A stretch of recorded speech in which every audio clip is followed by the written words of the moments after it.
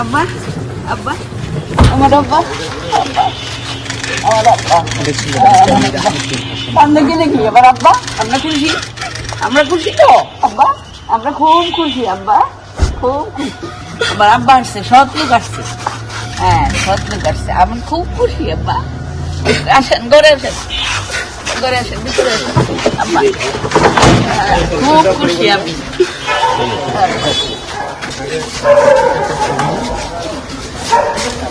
বসেন আব্বা বসেন বসেন আব্বা বসেন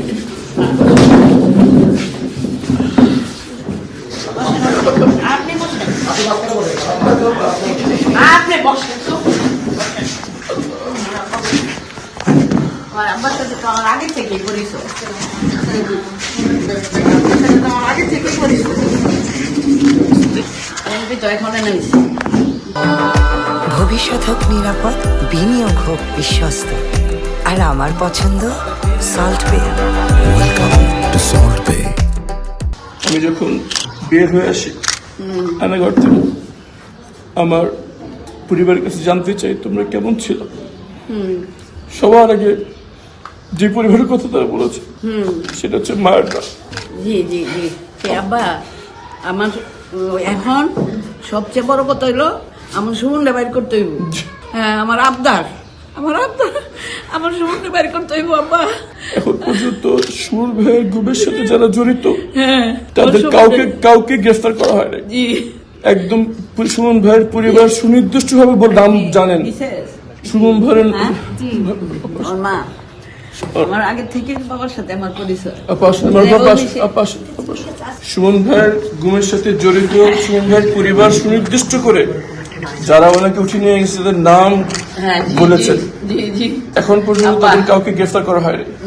সুমন ভাইয়ের মতো শত শত পরিবার এখনো জানতে পারেনি তাদের সন্তানের সাথে কি হয়েছে।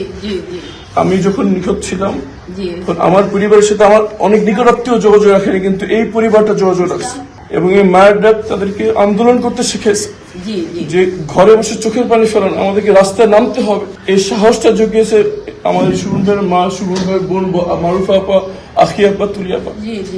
সুতরাং আমাদের এই সংগ্রাম ইনশাআল্লাহ চলছে এবং যতক্ষণ পর্যন্ত না জড়িতরা যত ক্ষমতাধর ব্যক্তি হোক, তাদের পেছনে যত বড় পরাশক্তি না থাকুক না কেন, যতদিন তাদেরকে বিচারের আওতায় না আনা হচ্ছে আমাদের এই সংগ্রাম চলবে।